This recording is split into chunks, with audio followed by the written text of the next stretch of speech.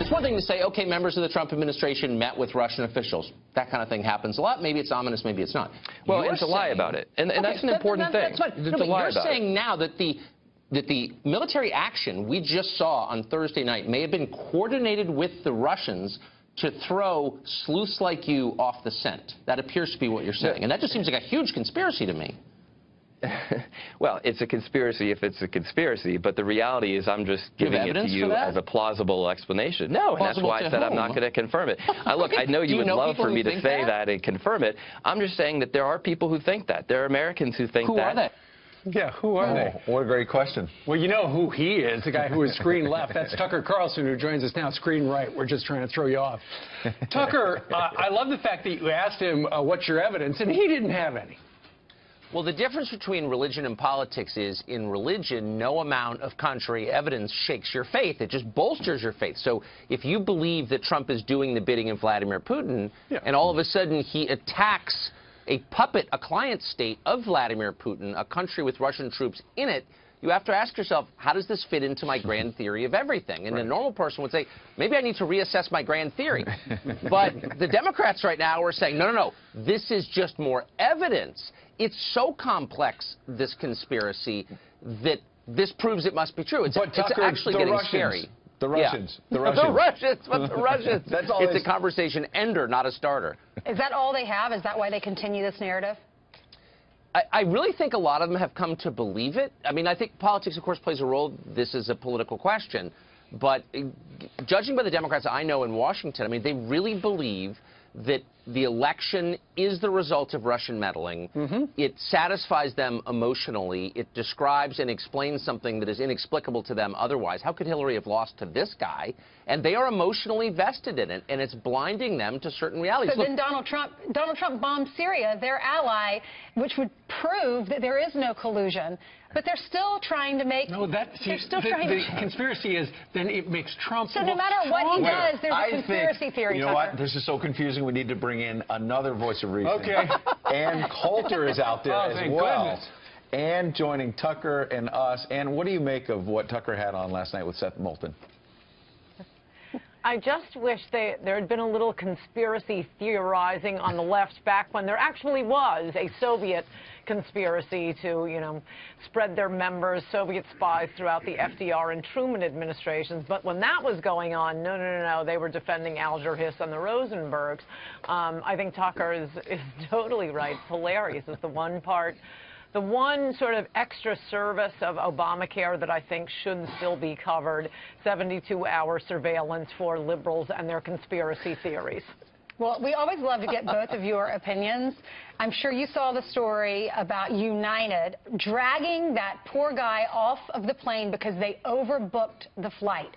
And we've been talking about this all morning, but we love your opinions because both of you are pretty fiery. Tucker, what did you think about this? Well, I agree with the CEO of United. I mean, when armed men come on and beat you bloody, they're not hurting you, they're, quote, re-accommodating you. When you are chosen on the basis of an algorithm, having paid for your ticket, and you don't feel like obeying that algorithm, and they beat you up, and you complain, you're at fault. I mean, I think he's made a really good point. Now, Ann, where are you, in Los Angeles today? Okay, so you flew out there on an airline. I'm sure you didn't see anything like that. You know how it, but I've actually seen you out at LaGuardia. You travel a lot. This is one of those things that big airlines do these days. They overbook a lot of flights, and then they start the casino. I'll give you $400 if you don't want to go for the ride. I'll give you $800. Yesterday it got up to $1,000. They didn't have any takers. Yeah, there was a woman a few weekends ago, you've probably reported on this, who made $11,000 by accepting those, if you don't mind, waiting and taking the next flight. One weekend, $11,000 she and her family. I wonder how much was offered here. Maybe you have that information, but I can't believe that the airlines compute. 1,000, that's it. Well, I think if nobody will take that, you just have to keep raising the price. That seems like the obvious solution. What would y'all have done in that situation? I also wonder why they don't have better computer logarithms to figure this out. I mean, computers can figure out anything, and they don't have a better idea of how many are going to overbook. I also want to know who all these people are overbooking. Have you ever tried to cancel a flight? You get like $20 back. Wait, can I just ask, why would you pay someone more when you could just bring men on to beat them up? I mean, why wouldn't you just use force and then blame the victim of the force? Isn't that just cheaper? What would you have done if you were in that situation? If I were the man in the seat? I mean, I think I probably would have complied because I don't want to be on television bloody. You know what I mean? But, like, the idea that the CEO is defending this and their stock price has risen is just more evidence that this is a grotesque, screwed-up world. I mean, if you were one of his shareholders, would you be happy with Munoz's explanation for this, that it's the middle-aged Asian physician's fault for being uppity? I mean, seriously? And this was a flight from Chicago to Louisville, and it's only about a 4.5-hour drive. One of our viewers tweeted us that basically United could have taken their 4 employees they needed to bust onto this flight and rent a car for $150 or something and have them drive 4 hours to Louisville. As could some of the passengers, which is why they should have raised what they were offering the passengers. I mean, I'm with Tucker. This sort of, I'm against this because this means they're going to pick on the compliant passengers next time. Right. Exactly. All right, let's talk a little bit about this. Coming up in a couple of weeks, Ann Coulter is actually going to be speaking at Berkeley.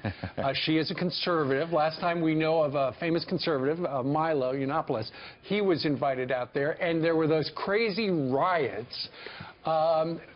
Let's find out a little bit, Ann, about this invitation, and are you apprehensive that something crazy is going to happen to you like happened to him? Well, I hope not. I like giving college speeches, and I kind of think that the Berkeley community may have been embarrassed by this. It's not just the college Republicans sponsoring me. I believe there's a nonpartisan Berkeley group that's part of the sponsorship. And in one of my books, If Democrats Had Any Brains, They'd Be Republicans, at the beginning of it, I describe college speeches because I give a lot of them. And generally, I am not apprehensive for colleges that have high SAT averages. It tends to be the Bush League schools, and I don't think, I mean, I could be wrong about this, but as I recall, I don't think the Milo protesters were Berkeley students, because I have a lot of fun with the college speeches, including college liberals. They're fun. You're not nervous at all? Well, it's not my job to keep me safe. My job is to rile them up. Yeah. Sure. Tucker, but it's just indicative of what we're seeing on a lot of campuses. Unless you are all have the same point of view, they don't want to hear you. No. And I've known Ann for a long time, more than 20 years. Not that she's old enough to have known me 20 years ago, but let's just say, for the sake of argument, and I've never seen her intimidated or afraid. Yeah. You Tucker, know, we just booked you a flight on United out there to Berkeley. Will you join her for the speech? Actually, I think I'm taking Delta this time. Good choice. All right, thanks, guys. All right.